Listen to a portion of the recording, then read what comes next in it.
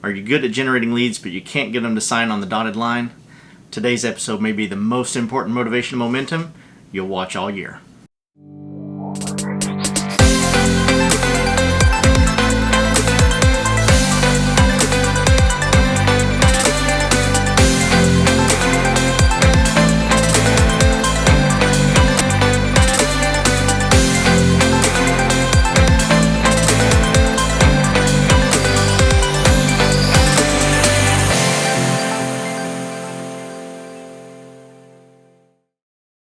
How do we get someone that we've met to trust us and use us as our real estate agent?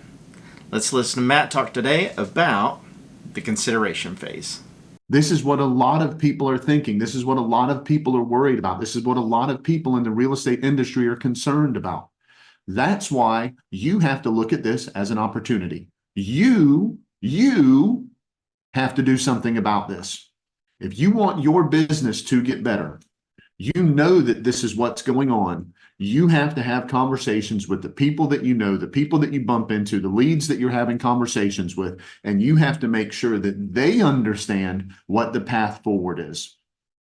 That would be the consideration phase, in my opinion. One of the biggest mistakes that agents make is not teaching a buyer or seller how to take that next step in using them in their transaction. Because what that means is they've already had a conversation with you. They know who you are. They're aware of who you are and what you do. And now it's your job to help educate them, help win them over, help get them on the right track to be moving in the right direction so that they know what to do next. So we know that leads get into our consideration phase, but how did they get there and what do we do once they're there? Let's listen to Matt talk about that right now. So whenever we talk about the consideration phase, here's what we really mean by the consideration phase. It's when a prospect has decided that they know who you are and they know what it is that you offer, and they're deciding whether you're the option that is the best option for them. They're deciding whether you're the agent they want to go with. Now, sometimes this happens when a friend refers you to somebody else and you have that initial conversation with them. Sometimes this is whenever the phone rings and the lead service that you have is pushing a lead to you and you're having that first conversation with the person.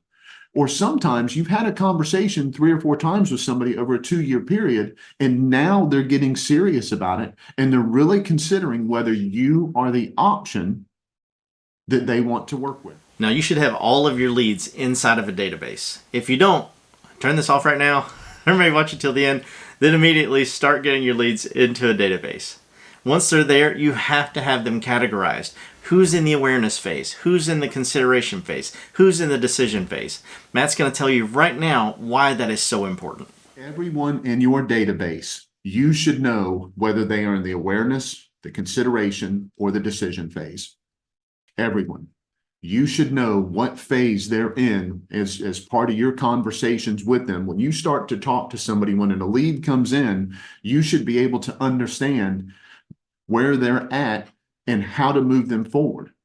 Because if you're not paying attention to this, everyone, you heard me say this last week, if you're not paying attention to this, our default answer is to take them to closing. Our default answer is to go to that decision phase. Because we know that's where we want them to end up. For most people, that is the best place for them to end up. But for a lot of people, they're not ready for it. You have to understand where they are and help guide them through those steps. Your database should be, in some way, shape, or form, should be categorized so that you can at a glance know where they are. Because now when you have time to really focus on and drive business, who would you pay the most attention to? Your consideration and decision people. Who would you pay the utmost attention to? Your decision people. Those are the ones that you would focus on the most if they're broken down that way in your database. So you may be thinking, okay, I've got them categorized, but now what do I say to them? We're going to talk about that right now. There's three things that we're going to talk about. Just like usual. You know, I've actually got a couple of scripts for you today.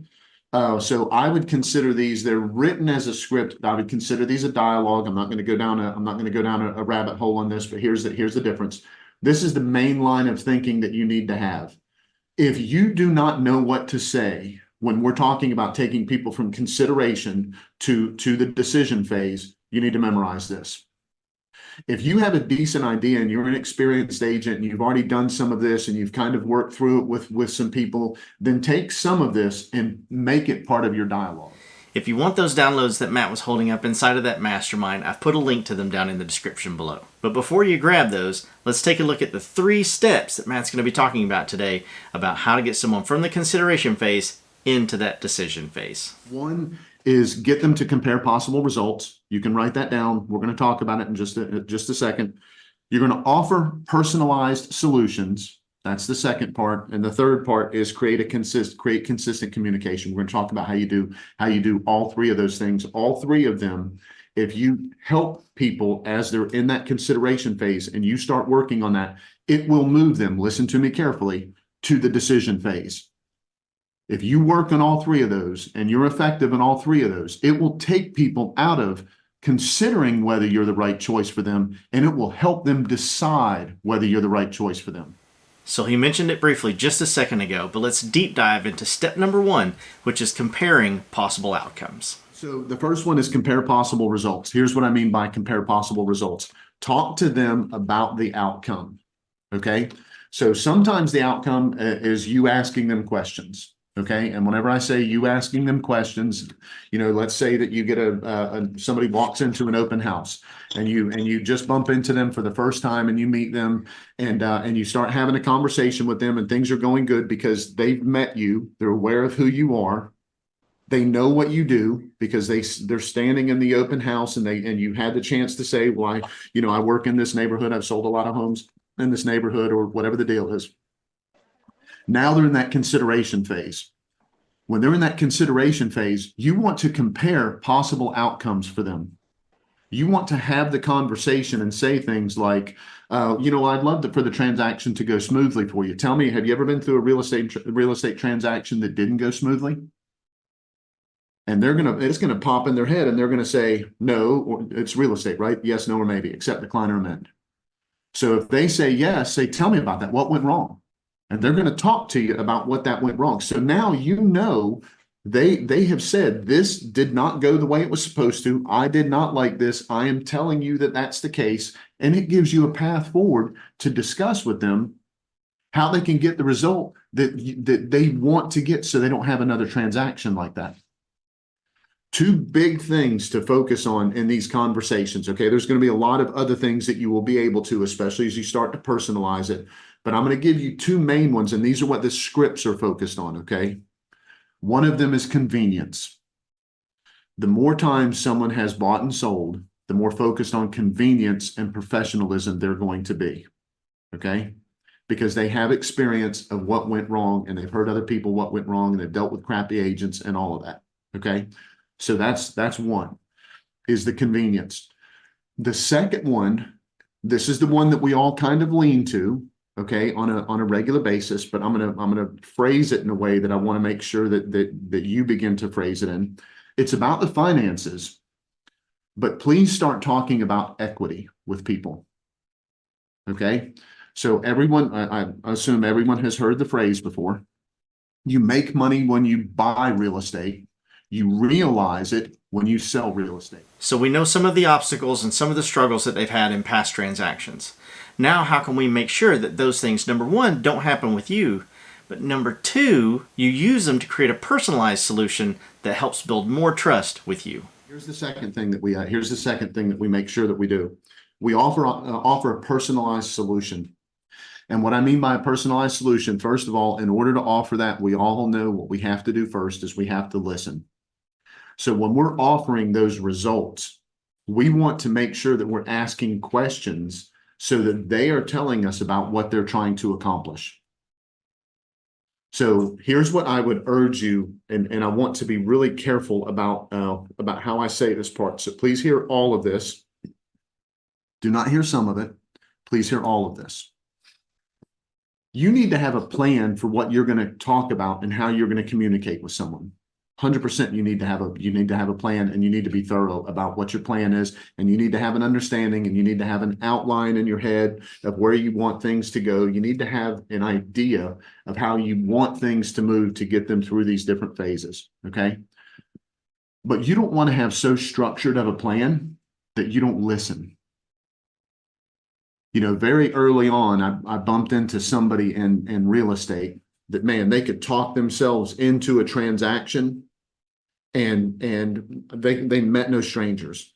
They were just, and they could work real estate into any conversation. They could talk into that conversation extremely well. And then you know what they would do? Keep talking.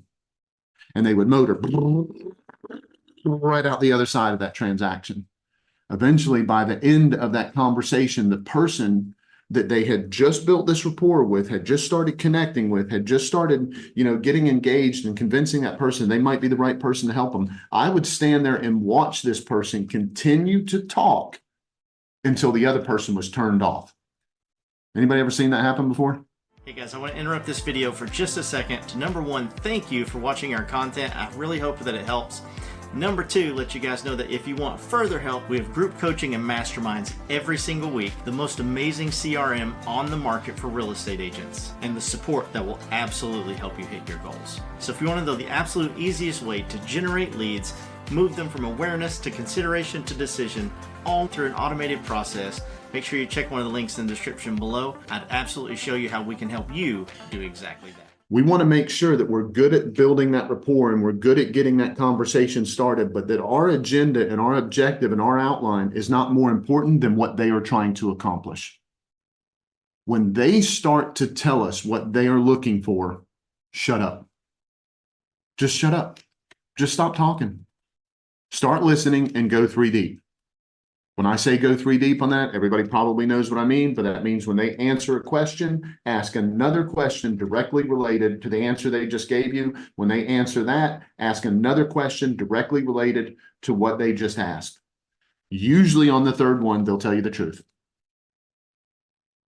You have to make sure that you're going in deep into the conversation and truly listening as you're going through this, as you're going through things with them, talking into having the conversation with them, and then being able to listen. And here's what happens. At some point, you've gathered enough, especially if you've gone 3 deep and you've hit that pain point for them. At that point, you can actually offer a solution that is specific to them. All right, so you've gone 3 deep. You really know what it is that they're looking for, and you know for certain that you can help them achieve it. Now let's make sure that they see the plan forward, and that's a marketing plan and a communication plan. Let's listen to Matt talk about that right now. You should have a written marketing plan of action, and you should have a written communication plan of action. Period. If you're not sure what to put on it, absolutely ask me or ask your broker, ask somebody, get to the bottom of it.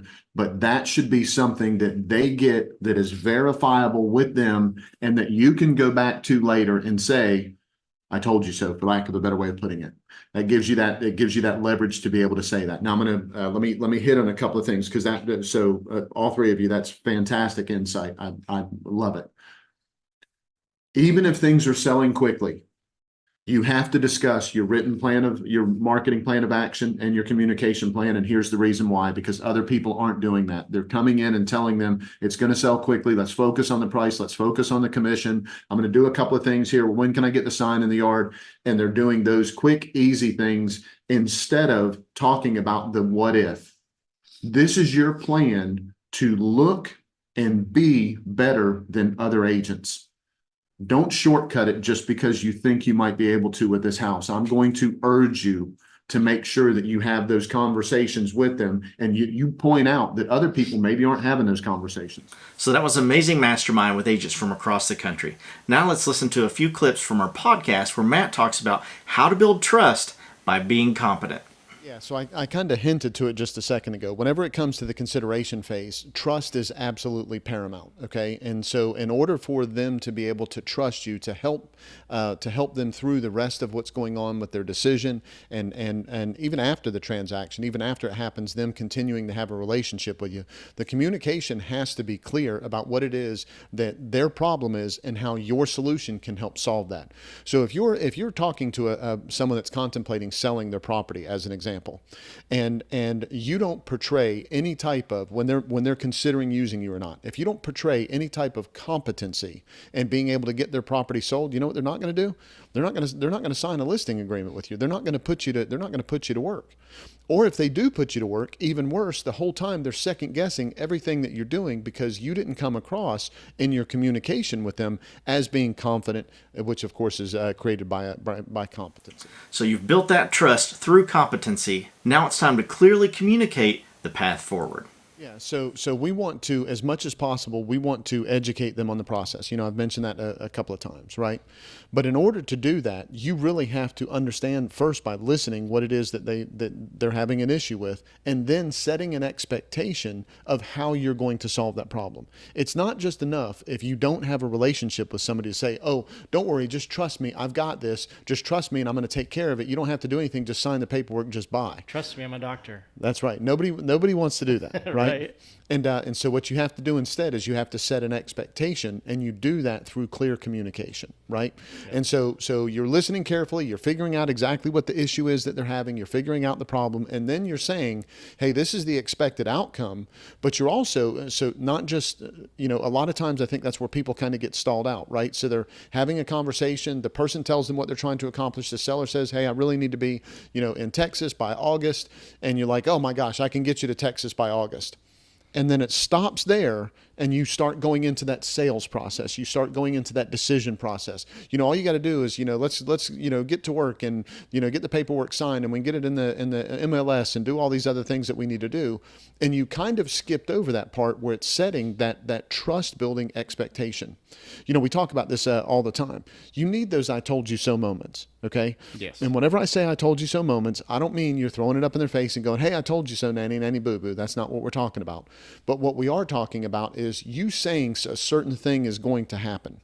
And as that certain thing starts to happen, you can step back to them and say, hey, look, we're prepared for this. We knew that this was going to happen. We knew that this was going to be an obstacle for us. We knew this was going to be difficult, or we knew we were going to get this many showings in the beginning and then not get contracts because of how we priced it or whatever. That's your chance to show your expertise if you've set that proper expectation with them. If you've really leaned in and said, hey, this is how we're going to do this. This is how we're going to get this done, by setting that expectation and then it coming to pass to have that I told you so moment. So you've shown them that you know how to clearly communicate. Now it's time to go 3 deep and ask a question and just shut up. So of course it's building trust, it's building transparency, but it's ultimately about building a plan of how to get through that stage. That's really what it's about. But if you tell somebody, hey, look, I'm gonna build a plan for you so that we can get through this part, so that we can get to the decision, they're gonna go like, wait a minute, sounds like I'm being manipulated here. Yeah. And they're not gonna want any part of that. But what you're trying to do is you're trying to step by step get them through that. Right? So you're really listening to what it is that they say that their problem is, okay? And so sometimes the listening, and this is going to go a little bit more in depth. We're not going to go too far off on this, okay? But sometimes the listening is because of how you phrased what got their attention, okay? Here's what I mean by that. So let's say that I have an ad running on Facebook or something like that, okay? And the ad says something along the line of, do you want to get top dollar for your home, okay? Mm-hmm. To an extent, that's listening. I know that sounds crazy, but just hear me out. What that's doing is that's kind of qualifying a little bit of what that person is actually looking for, because not everybody that wants to sell is trying to get top dollar for their home. Yes, absolutely, that's some of what's supposed to happen, but if that was the only thing that was happening, them getting top dollar for their home, then all of these investors that are buying these properties and turning around and flipping them, guess what? They'd be completely out of business. So it isn't just about getting top dollar for the home. There's other considerations. There's other things to think about along the way. Okay. So sometimes when we market, what we're doing is we're vetting. And as we're vetting, what we're doing is we're creating that expectation of what is supposed to happen. And it doesn't sound like we're listening, but what's truly happening is we're putting something out there and the person is responding to that ad or to that post or to that mailer we sent out or whatever it was, because it sounds like to them that we heard them, because they were going, oh man, I do need to get top dollar for my house. It's time that I sell this so that I can take that money and put it into whatever. And it's time, I want to travel and I wanted this and I wanted that, or I want to downsize and I want to maximize how much I get because I'm not going to buy another house after this one. It seems like we were listening to them. Yeah. Because we spoke exactly what they were looking for in that situation. Okay, so that's one part of it. That one's a little bit more of a stretch. It's the truth, but it's a little bit more of a stretch. Okay. The other listening we do, that's the first step, is really all about asking the question and shutting up. Yep. Ask the question, shut up. When they start to respond, go 3 deep on it. Okay. I'm not going to get into 3 deep right now, but you've heard it in other podcasts. It's extremely important, especially in the consideration phase. That's why we talk about it as much as we do. Okay. So you're going to go 3 deep on it, and you're going to get real answers from them. They're going to say real things to you about what's really concerning to them, what's really the issue. At that point, once you've done that first, it's easy for you to set the expectations. That's the part that I think a lot of people get, especially real estate agents, get kind of tripped up on. Is what they do is they ask a question, they hear an answer that they think is the whole answer, and the truth is it's only a piece of the answer.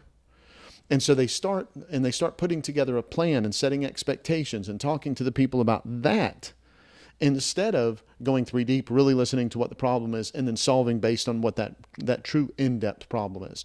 When do you have to be where you're going? Why do you have to maximize and make the most money? Why is it that being in that specific area matters to you? Why do you need to be in that subdivision? Why are you leaving this subdivision and going to a similar subdivision?